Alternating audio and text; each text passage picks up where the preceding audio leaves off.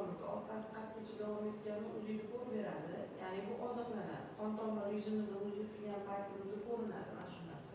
Klimakterik periodda xavfli bo'lishi mumkin bu narsalar.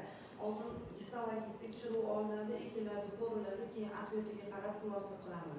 To'g'ri, biomes xavfsiz bo'lishi mumkin menopauzada. Chunki klimakterik periodda o'sha matka demak endometriy o'smaydi, oziqlanmaydi, menstruatsiya kelmaydi, o'shani hisobiga menstruatsiya yo'qligi hisobiga mioma kichrayib, bezovta qilmay ketadi sizni. Lekin ma'lum oziqlanadi. Bu bilan o'ynashmaydi. Keyinchalik yuturgan qo'yasiz.